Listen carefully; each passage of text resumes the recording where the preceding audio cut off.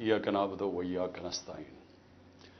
मेरे पाकिस्तानियों, इस वक्त मेरे घर के इर्द गिर्द जो इंटरनेट है वो काट दिया गया है। तो मैं ये अब उम्मीद रखता हूँ कि आपके पास ये जो आज मैं आपसे बातचीत करना चाहता हूँ ये आप तक पहुँच जाए। मकसद इसका सिर्फ ये है कि आजकल मीडिया मुकम्मल तौर पे कंट्रोल कर लिया गया और एक ही जो हमारे पास रास्ता है सोशल मीडिया, उसको कंट्रोल करने के लिए मेरे घर सारा इंटरनेट काट दिया ताकि मैं किसी भी तरह आप तक अपना पैगाम ना पहुंचा सकूं। तो मैं कोशिश करूंगा कि आप तक मेरी बातचीत पहुंच जाए। देखिए, सबसे पहले मैंने जिस तरह की बर्बरियत, बल्कि मैं इसको कहूंगा यजीदियत, जो आजकल यजीद का आजकल के यजीद जिस तरह की जुल्म तरीके इंसाफ के लोगों के ऊपर किया जा रहा है, पता नहीं, मुझे लोग कहते थे कि शायद ज़ियाउल हक के ज़माने में पीपल्स पार्टी के लोगों से ऐसा जुल्म हुआ और थोड़े से लोगों से, इतने लोगों से तो कभी हुआ ही नहीं है जुल्म। इस वक्त 10,000 से ज़्यादा हमारे कारकुनों को जेलों में डाला हुआ है। और मैं आपको ये बता दूं कि इतनी मुश्किल हालात हैं आज। आपने गर्मी देखी है, गर्मी की इंतहा है आज। छोटे छोटे पिंजरों में उनको बंद किया हुआ है, खाना उनको सही नहीं मिल रहा, पानी वो तरसते हैं वहां, वकीलों को मिलने नहीं देते, कई जगह हमारे वकील ही नहीं वहां पहुंच सकते। और उनको जिस तरह यानी कि कोई गैर मुल्क दुश्मन है उस तरह रखा हुआ है। बल्कि गैर मुल्क दुश्मन भी प्रिजनर्स ऑफ वॉर के भी हकूक होते हैं। यहां तो सिर्फ इनको एक कि फायदा उठाते हुए जो कोर कमांडर का घर जलाया गया, उसका फायदा उठाते हुए पहले से प्लान बना हुआ था। और मेरा जिस वक्त भी, ये मैं आपको बता दूं, जिस वक्त भी इसके ऊपर इन्वेस्टिगेशन होगी, ये साबित हो जाएगा कि ये प्री प्लान था सब कुछ। सो इसलिए उसके फायदा उठाते हुए एक ऐसा क्रैकडाउन है जो मैंने पाकिस्तान की तारीख में कभी नहीं देखा। सिर्फ यही नहीं कि सिर्फ तहरीक इंसाफ के कारकुनों को अंदर डाला है, सपोर्टर्स को, सोशल मीडिया के लोग जो अपने तौर पर पार्टी में भी नहीं, जो पीटीआई के लिए ट्वीट करते थे, उनको भी अंदर डाल दिया। सारी लीडरशिप अंदर डाली हुई है। और निकलने का सिर्फ एक तरीका है कि एक वो जादू के लफ्ज कह दो। वो जिस तरह होता था ना, खुल जा सम सम, आप जादू का लफ्ज कह दें कि जी मैं तहरीक इंसाफ में नहीं हूं, तो आप रिहा हो सकते हैं। यानी ये मजाक हो रहा है हमारे मुल्क के साथ। किसी भी दौर के अंदर मैंने ये नहीं देखा कि सिर्फ और सिर्फ आपके ऊपर, अगर आप नहीं कहते कि मैं तहरीक इंसाफ में हूं, तो आपके ऊपर जुल्म होंगे, तशद्दुद होगा, आपको इस जगह इस तरह की गर्मी के अंदर आपको दड़बों में बंद कर देंगे। लेकिन जब आप ये कहेंगे कि मैं तहरीक इंसाफ छोड़ रहा हूं, तो सब कुछ ठीक हो जाएगा, आपके सारे गुनाह माफ हो जाएंगे। और फिर मुझे जो हैरत है आज कि कोई ह्यूमन राइट्स की आवाजें नहीं निकल रही। वो जो लोग शोर मचाते थे आजादी सहाफत की और बड़ा जुल्म कर रहा है इमरान खान, वो किधर, यानी अब किधर गई है आजादी सहाफत? सारा मीडिया दबाया हुआ है, प्रोपेगेंडा चल रहा है, वन साइडेड चीजें जा रही हैं। हमारे लोग अब जाते हुए डरते हैं मीडिया के ऊपर, पकड़ के जेल में डाल देंगे। वन साइडेड चीजें चल रही हैं। लोग अब इतना खौफ और हिरासा फैलाए। और मैंने खुद कहा हुआ है अपने लोगों को कि चुप जाओ। मैं खुद कह रहा हूं अपने कारकुनों को, अपने ऑफिस बेरर्स को, अपने ओहदेदारों को, कोई जरूरत नहीं है आपको सामने आने की। अपने घरों में ना रहो, छुप जाओ। क्योंकि ये जो अंधेरी रात है, ये जो रात में सबसे ज्यादा अंधेरा है, ये ज्यादा देर नहीं चलता। और अल्लाह कुरान में कहता है कि उसको जो सबसे ज्यादा चीज पसंद है, मुश्किल वक्त में सब्र करना। सब्र करें। मुझे पूरी तरह एहसास है कि आपके ऊपर क्या गुजर रही है। लेकिन जो मुझे अफसोस है कि हमारे कोई भी ह्यूमन राइट्स के जो लोग हैं, वो डर डर के कुछ एक आध बयान आ जाता है। और फिर मैं सहाफ़ियों को कहूँगा, मैं समझता था कि हमारे सहाफ़ी बड़े प्रो डेमोक्रेसी हैं, چلے جی میرے بڑے خلاف ہوں گے لیکن ڈیموکریسی کے لیے تو ساتھ ہے. تو وہی جو تماشا ہے یہ کیسے دیکھ رہے ہیں؟ کیا ان کا کوئی ضمیر نہیں جاگ رہا؟ کیا جب انہوں نے شیرین مزاری سے جو ہوا اور جو اس نے پھر آخر میں جا کے پارٹی چھوڑی، کیا ان کو کوئی دل میں آواز نہیں کوئی آئی کہ یہ اس سے بڑا ظلم کیا ہو سکتا ہے ایک معاشرے پہ؟ کوئی آپ کو یہ لگا نہیں؟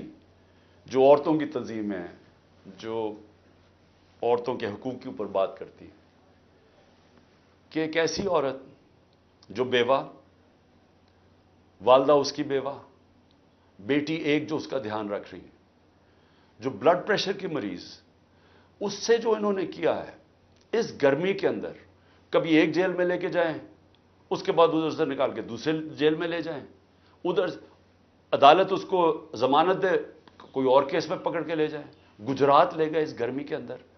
تو بلڈ پریشر کی شیرین، ہمیں پتہ ہے اس کی صحت نے یہ اجازت ہی نہیں دینا تھا. میں نے تو شکر کیا کہ اس نے اس ظلم سے اپنے آپ کو بچانے کے لیے اس نے پارٹی سے ریزائن کیا. لیکن کس کو نقصان ہوا؟ پاکستان کی پالیٹکس کو نقصان ہوا. شیرین ہماری ٹاپ پارلیمنٹیرین تھی. میری کیبنٹ کے اندر وہ منسٹر تھی جو جس طرح وہ پڑھ لکھ کے ایک ایک ایشو کے اوپر آتی تھی، کوئی اور کیبنٹ منسٹر، ایک ہماری ڈاکٹر ثانیہ تھی کہ اتنی محنت کر کے کبھی کیبنٹ میٹنگ میں نہیں آئی جو شیرین آتی تھی. اس کے علاوہ سارے اس کے دشمن بھی جانتے ہیں کہ وہ ایک محب وطن پاکستانی، وہ کبھی بھی اینٹی پاکستان کا نہیں سوچ سکتی تھی. شیرین مزاری جان دے دے لیکن وہ ایک پاکستان کے ہر کاز کے لیے کھڑی ہوتی تھی. جو لوگ اس کو الٹرا نیشنلسٹ کہتے تھے، کئی دفعہ وہ کئی ناراض ہو جاتے تھے کہ وہ بڑی سخت باتیں کرتی تھی، لیکن وہ نظریاتی عورت تھی. تو اس سے نقصان تحریک انصاف کو تو چلے ہوا، لیکن پاکستان کی سیاست کو اور جمہوریت کو نقصان پہنچا. اور عورتوں کو، بڑی کم عورتوں کے اندر اس طرح کی صلاحیت ہے پاکستانی پالیٹکس میں جو شیرین میں تھی. لیکن اس کے علاوہ مجھے آج پیغام آیا ہے کہ جی میں اب اور برداشت نہیں کر سکتا. انہوں نے میرے گھر پہ لوگ بھیجے، گھر کے اندر گھس گئے لوگ، انہوں نے آ کے رات کو بیوی، میرا 13 سال کا بچہ وہاں اندر گھس گئے، میری بزنسز کے اوپر، میرے رشتہ داروں کے اوپر پریشر ڈال دیا. لیکن کہتا آخر میں انہوں نے کہا میں تمہارے 13 سال کے بیٹے کو اٹھا کے لے جائے گا. تو میں جی اور پریشر برداشت نہیں کر سکتا، وہ بھی چھوڑ گیا. تو یہ اس وقت کا حالات ہے کہ کسی نہ کسی طرح پی ٹی آئی کو چھوڑیں گے، سب کچھ گناہ معاف ہو جائیں گے. میں اس وقت مجھے حیرت ہو رہی ہے، اور مجھے کئی لوگوں کے اوپر خود پتا ہے کہ ان کے اوپر کتنا پریشر تھا، کیونکہ مجھے بتاتے رہے کہ یہ کر رہے ہیں، اب یہ وہ کر رہے ہیں، اب میری بزنس بند کر دی ہے. اوکاڑا کے اندر اس کے کسی کا گھر بن رہا تھا وہ گرا دیا، بلڈوز کر دیا. کسی کی دکانیں تھی وہ گرا دی جا کے. تو میں پھر سے، کیا یہ ہمارے وہ لوگ جو کہ بڑے جمہوریت کے سپاہی تھے اور وہ ہیومن رائٹس آرگنائزیشنز، کیا ان کو یہ نظر نہیں آ رہا کہ یہ نہیں ہے کہ یہ صرف تحریک انصاف کو نقصان پہنچ رہا ہے، یہ ہماری جمہوریت ختم کی جا رہی ہے. یہ وہ دور آ رہا ہے کہ اس کے اندر جمہوریت ختم ہو جائے گی، کیونکہ اس میں صرف یہی نہیں ہو رہا. ایک جو بنیادی چیز ہوتی ہے جمہوریت میں، فنڈامنٹل رائٹس، بنیادی حقوق کی حفاظت کی جاتی ہے جمہوریت میں. مغرب کے اندر، یورپ میں، انگلینڈ میں لوگ کیوں جاتے ہیں؟ اپنے ٹیکس دیں، قانون نہ توڑیں، آزاد ہوتے ہیں. کوئی ان کے بنیادی حقوق کے خلاف نہیں جا سکتا، وہ عدالت ان کی حفاظت کرتی ہے. ہاں تو بنیادی حقوق ہی ختم ہو گئے، فنڈامنٹل رائٹس کا معنی ہی ختم ہو گیا یہاں. یعنی جو میڈیا سے انہوں نے کیا، عمران ریاض سے کیا کیا؟ عمران ریاض سب سے زیادہ اس کی یوٹیوب کے اوپر ویورشپ تھی. اس کو ابھی تک عدالتوں نے بار بار کہا کہ ہمارے سامنے اس کو پیش کرو. کیوں نہیں پیش کر رہے؟ مجھے خوف ہے کہ اس کے اوپر تشدد اتنا کیا ہوگا کہ وہ عدالت میں لاتے ہوئے سے ڈر رہے ہیں.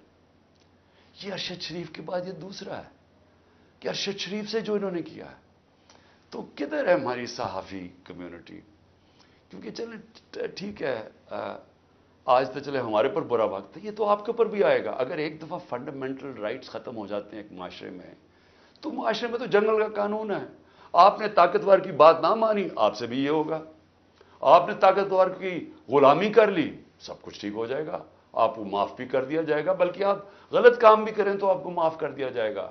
آپ مجرم ہو قوم کے، آپ منی لانڈرر ہو، آپ کے لنڈن میں اربوں روپے کی پراپرٹیز ہوں جو آپ بتا ہی نہیں سکتے کہ کدھر سے ہے، آپ کو معاف کر دیا جائے گا کیونکہ آپ طاقتور کے ساتھ کھڑے ہیں۔ لیکن کمزور کو بچانے والا کوئی نہیں ہوگا، کیونکہ جب فنڈامنٹل رائٹس ختم ہوتے ہیں جو ہو گئے ہیں پاکستان میں۔ اور مجھے یہ ابھی تک بتائیں، 25 لوگ شہید ہوئے ہیں، 69 لوگوں کو گولیاں ماری گئیں۔ کون سی جمہوریت ہے جدھر اس کے اوپر انویسٹیگیشن نہیں ہوتی؟ کیوں نہیں اب تک انویسٹیگیشن ہوئی ان لوگوں کے اوپر؟ وہ کون لوگ تھے؟ وہ پاکستانی تھے، ان کے حقوق ہیں، ان کے ماں باپ ہیں، کئیوں کے بیچارے بچے تھے جو وہ ایک روزی کمانے والا تھا، ان کو سیدھی گولیاں ماری گئی۔ کوئی انویسٹیگیشن ہوگی؟ کیونکہ اگر آپ یہ انویسٹیگیشن آج نہیں کریں گے، یہ آگے ہوگا، ہو سکتا ہے کہ آگے آپ ان گولیوں کا نشانہ بن جائیں۔ کیونکہ جب آپ یہ ہونے دیں گے ایک معاشرے کے اندر کہ پرامن احتجاج کے اوپر گولیاں چلا دیں اور بہانہ ماریں وہ کور کمانڈر کے گھر کا، اور اس سے سارا کچھ ہی اجازت مل جائے، لائسنس ٹو کل مل جائے، جو مرضی آپ کریں، تو یہ آپ کی بھی باری آ جائے گی۔ اس لیے آج ہمیں فوری طور پہ انویسٹیگیشن کرنی چاہیے ان لوگوں کی، جو صرف یہی نہیں کہ جو 25 لوگ شہید ہوئے ہیں سیدھی گولیوں سے، وہ لوگ جو کہ ہاسپٹل میں پڑے ہوئے ہیں۔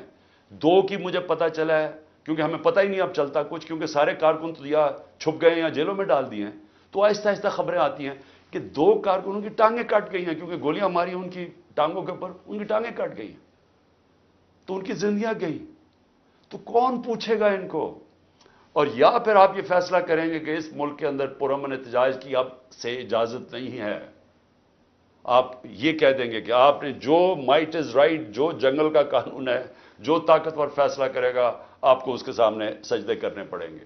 یعنی طاقت کی غلامی قبول کرنے کے لیے جو تیار ہے پھر وہی بچے گا اس ملک میں۔ اور میں آج یہ ضرور کہنا چاہتا ہوں کہ یہ جو سب کچھ ہو رہا ہے اس کے پیچھے کیا ہے؟ یہ کیوں ہو رہا ہے سب کچھ؟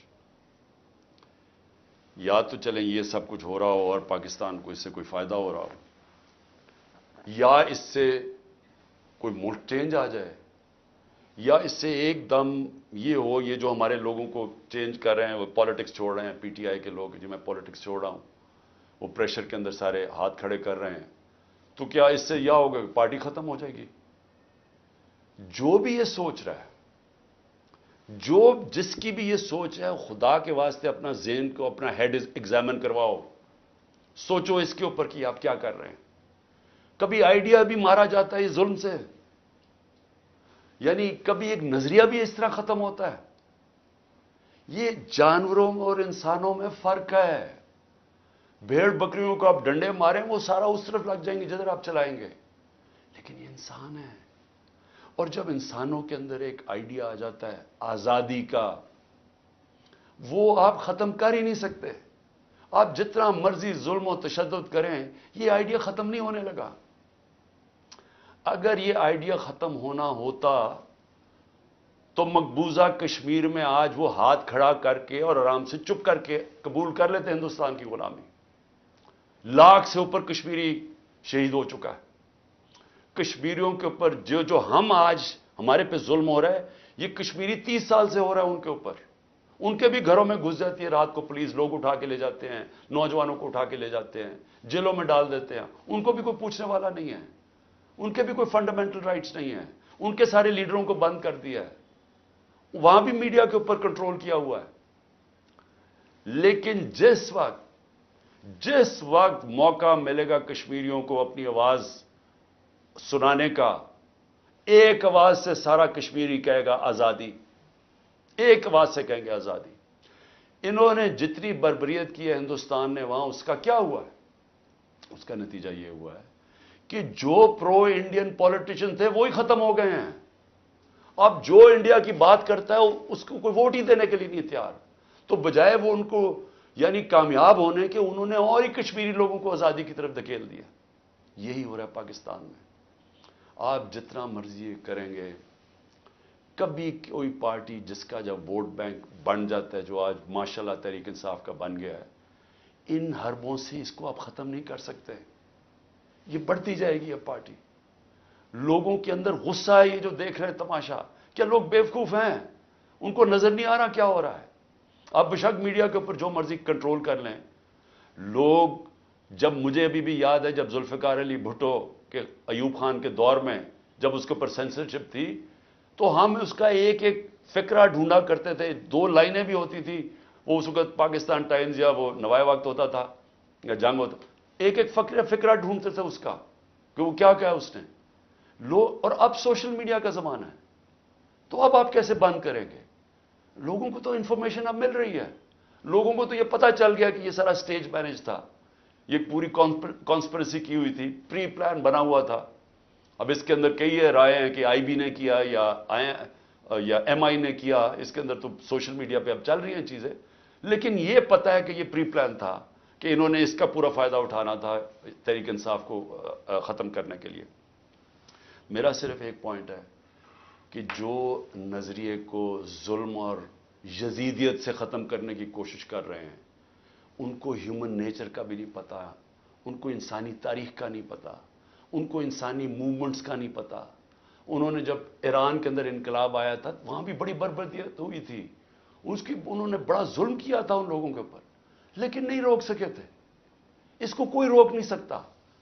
میری یہ بات مان لیں, اس وقت یہ سارے لوگوں کو آپ پکڑتے جائیں, ہمارے سارے پارٹی کے, اور میں ویسے آج سلام کرتا ہوں ان لوگوں کو کہ اتنے پریشر کے باوجود ہماری لیڈرشپ کھڑی ہے آج, کہتی نہیں ہم تحریک انصاف میں. میں ان کو خاص طور پہ سلام کرتا ہوں, کیونکہ مجھے پتہ ہے ان کے اوپر کیا گزر رہی ہے. لیکن فرض عمل سارے بھی چھوڑ دیتے ہیں تحریک انصاف کو. میں آج آپ کو کہہ رہا ہوں, جس کو میں پی ٹی آئی کا ٹکٹ دوں گا وہ انشاءاللہ جیتے گا. اور وہ اس لیے جیتے گا کہ لوگ وہ فیصلہ کر بیٹھے ہیں. مجھے یہ بتائیں, کبھی ہوا ہے پاکستان کی تاریخ میں کہ پی ڈی ایم پارٹیز کے ساتھ اس وقت اسٹیبلشمنٹ جڑی ہوئی ہے, ان کے ساتھ الیکشن کمیشن جڑی ہوئی ہے, ان کے ساتھ آئی بی اور ایف آئی اے اور ساری ایجنسیز جڑی ہوئی ہیں, ان کے ساتھ سارا جو گورنمنٹ کا یہ جو کیئر ٹیکر گورنمنٹس ہیں, یہ پوری طرح کبھی ہوا ہی نہیں ہے. Care taker government funds in کو دے رہی ہیں, سب کچھ ان کی مدد کر رہی ہیں, پھر کیوں الیکشن سے بھاگ رہے ہیں؟ یعنی جب کبھی سنا پاکستان کی تاریخ میں کہ پوری حمایت ہو اسٹیبلشمنٹ کی, اداروں کی, سب کی, الیکشن سے بھاگ رہے ہیں کیونکہ ووٹ بینک ان کا ختم ہو گیا ہے. پولیٹیکل پارٹی تب ختم ہوتی ہے جب اس کا ووٹ بینک ختم ہوتا ہے. ان کا ووٹ بینک ختم ہے. آپ اس گھوڑے کے اندر جتنی مرضی پھونک بھرتے رہیں, اس نے گرنا ہی ہے. جب ریس میں کھڑا ہوگا یہ گر جائے گا. اور تحریک انصاف کو آپ نہیں ختم کر سکتے. لیکن جو میں تیسری بات کرنا چاہتا ہوں, لیکن مجھے اپنے ملک کے اوپر خوف آ رہا ہے. عمران خان کو باہر کرتے کرتے یہ تو ہمارا ملک تباہ کر رہے ہیں. کوئی سوچ رہا ہے کہ معیشت کس طرف جا رہی ہے؟ کوئی اب تنخواہ دار طبقے سے کسی نے پوچھا اب یہ بل آئیں گے بجلی کے, ان سے ذرا پوچھا کہ وہ کیسے بل دیں گے؟ کبھی کسی نے پوچھا ہے کہ جو 100 روپیہ تھا ہمارے دور میں جب ہم چھوڑ کے گئے ہیں, وہ صرف 50 روپے اس کی قیمت, خریدار قیمت رہ گئی ہے.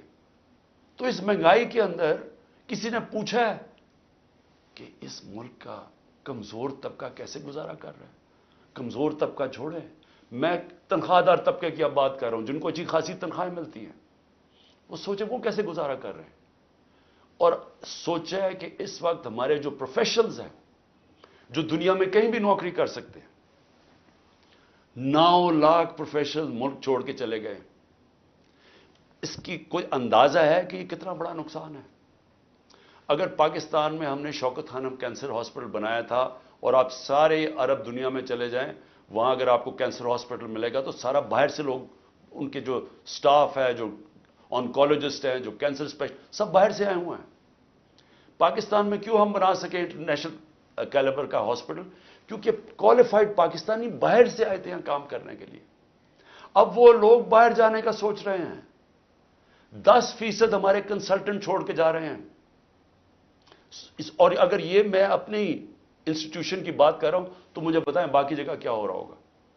جب اس ملک کے پروفیشنلز پڑھے لکھے لوگ چھوڑ کے ملک جا رہے ہیں, سوچیں یہ ملک کدھر جا رہا ہے.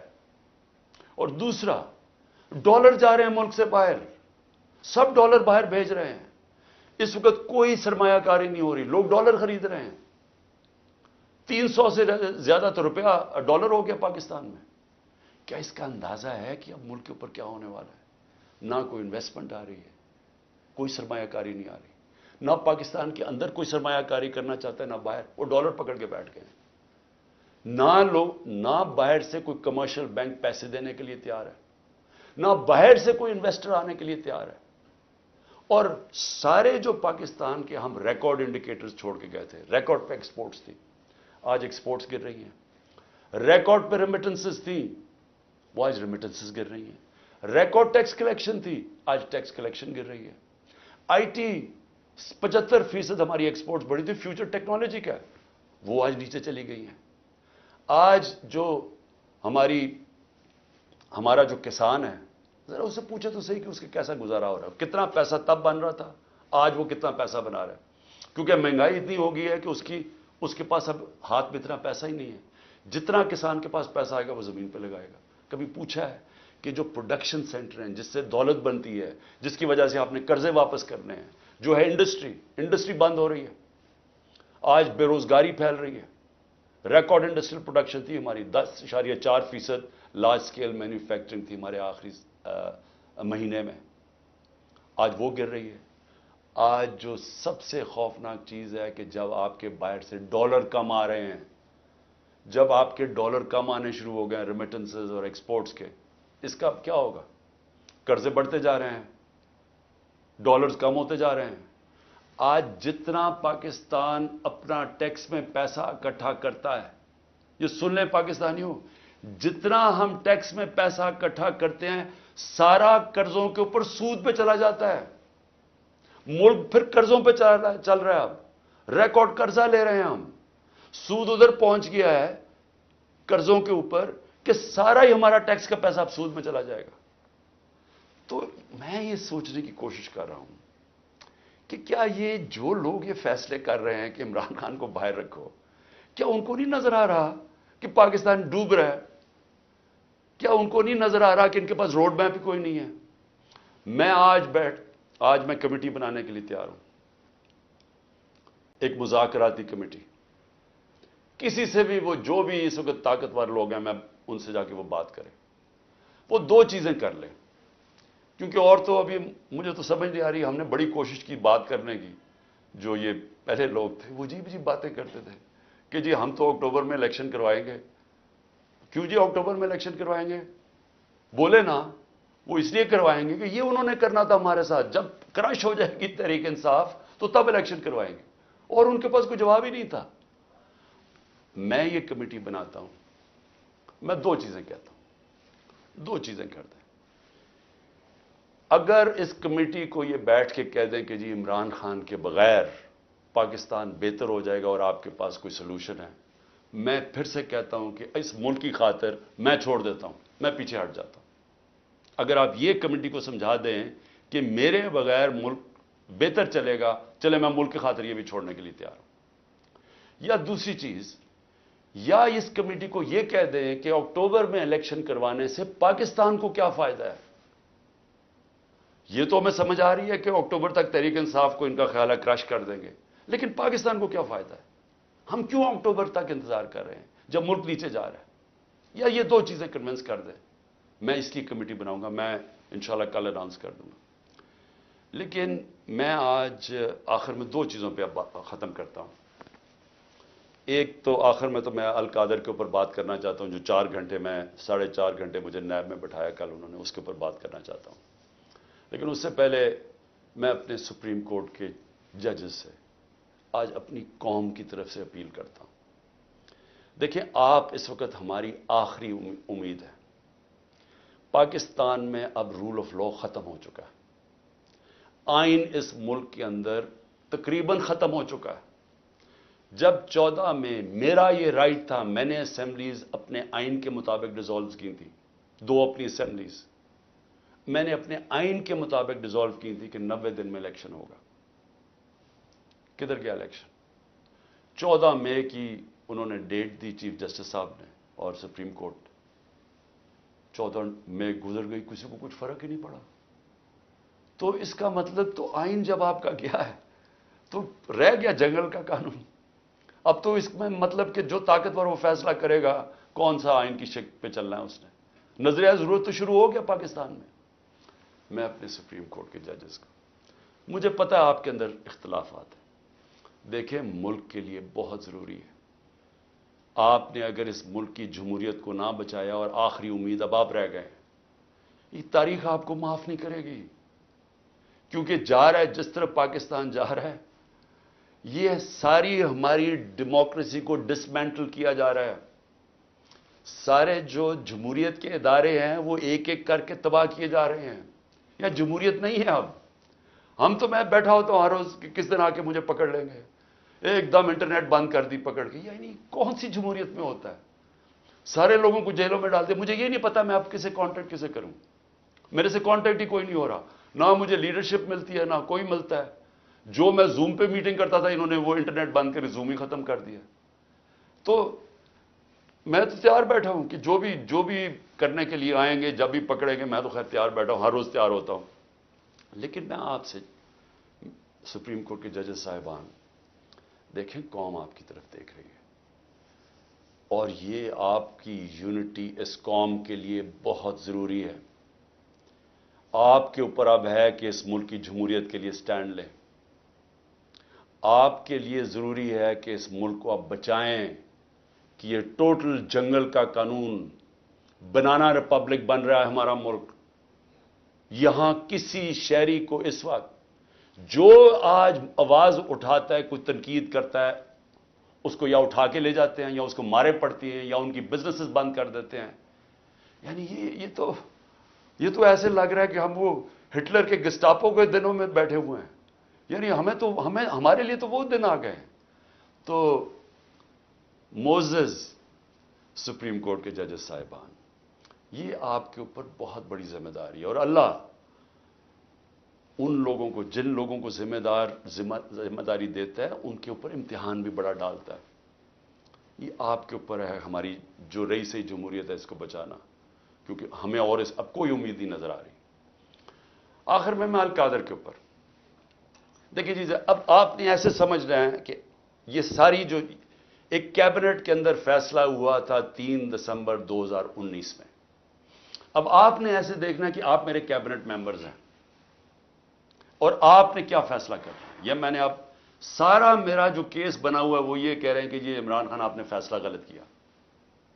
آپ نے یہ فیصلہ اس لیے کیا کہ وہ القادر ٹرسٹ جو 1 سال پہلے بننا شروع ہو گیا تھا، آپ نے فیصلہ کیا اور اس کی گراؤنڈ بریکنگ ہو گئی تھی اس سے 7 مہینے پہلے.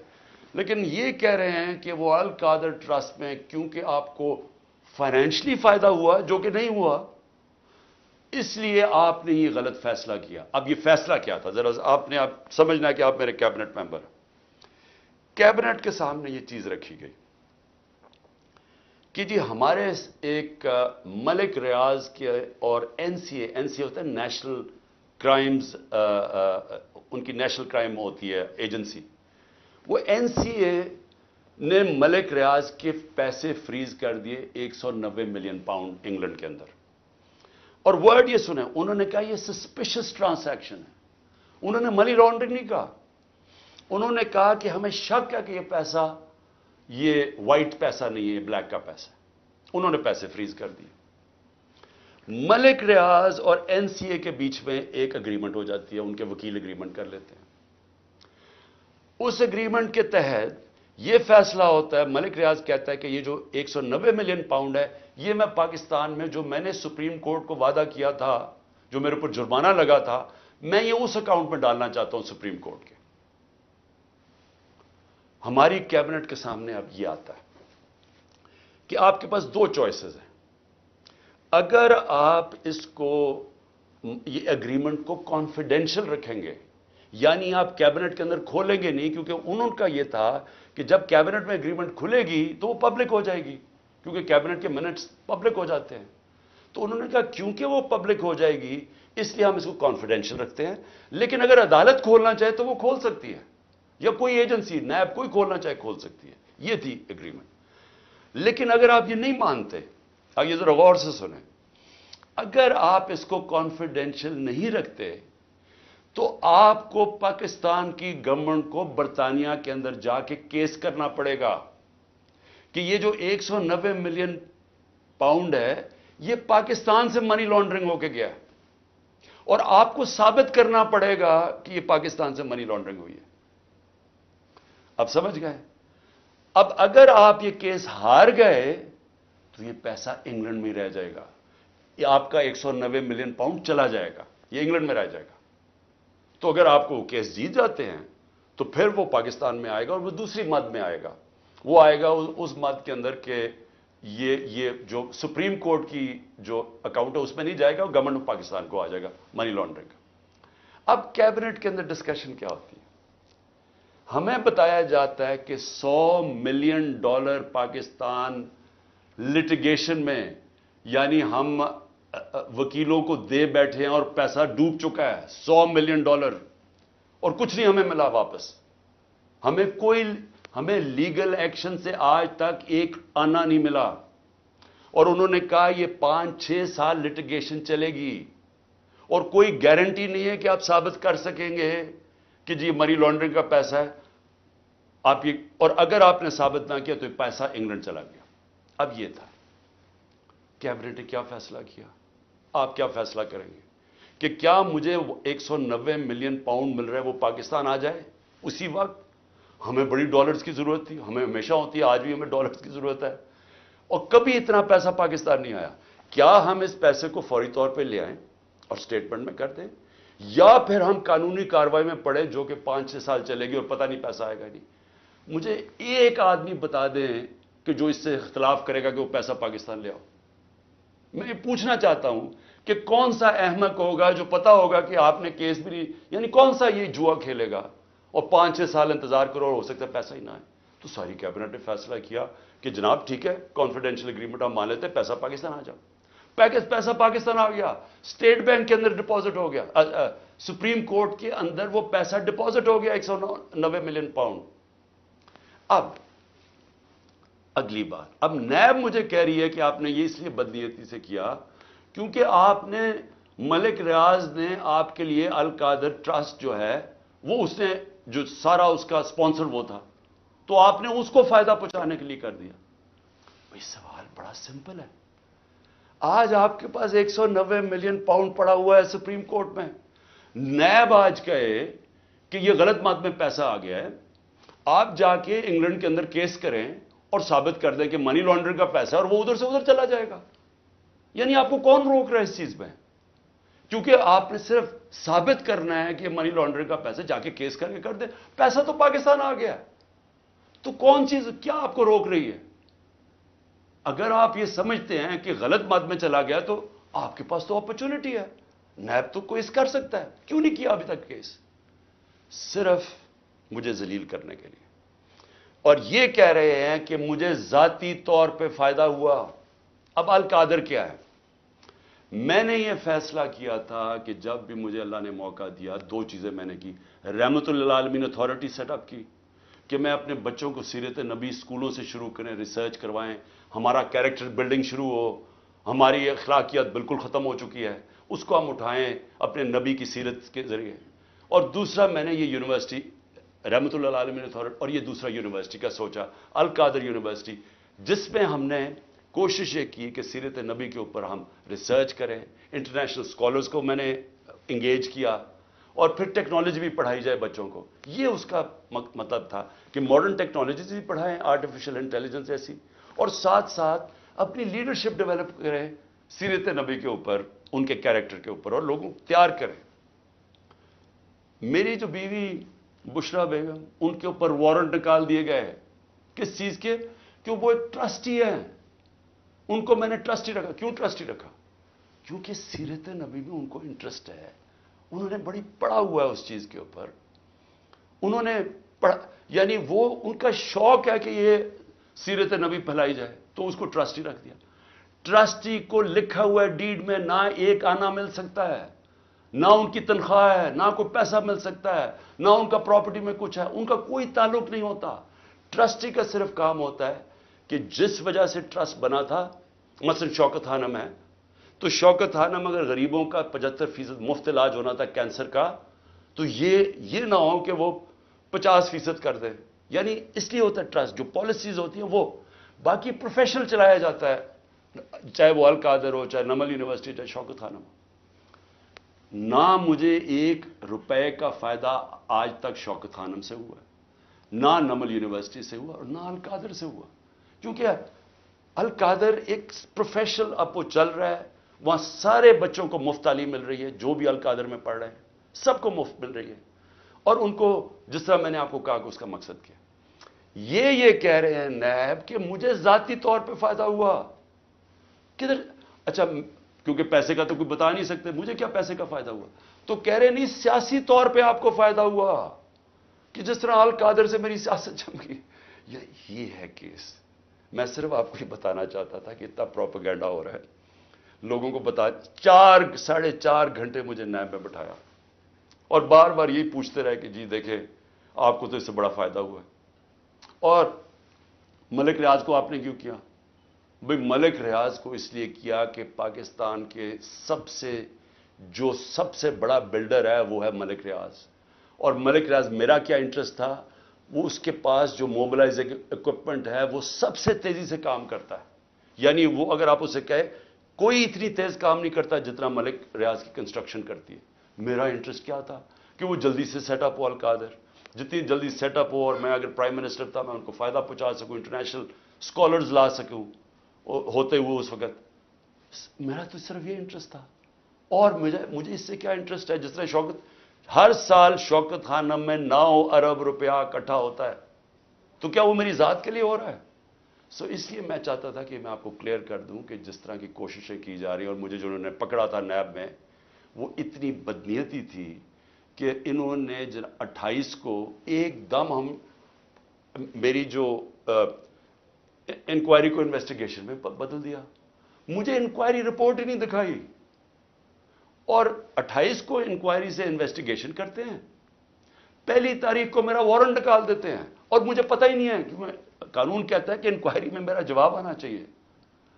اور جس دن میں اٹھاتے ہیں مجھے وہاں سے رینجرز آ کے, مجھے جس آپ کے سامنے جو طریقہ انہوں نے اختیار کیا مجھے اٹھانے کا, اس دن میں بیل لینے کے لیے بیٹھا ہوا تھا, کیونکہ ہمیں اخباروں سے پتا چلا کہ انہوں نے انویسٹیگیشن کر دیا. کوئی انصار عباسی کا آرٹیکل آیا 30 اپریل کو, تب ہمیں پتا چلا کہ انہوں نے انویسٹیگیشن کر دیا.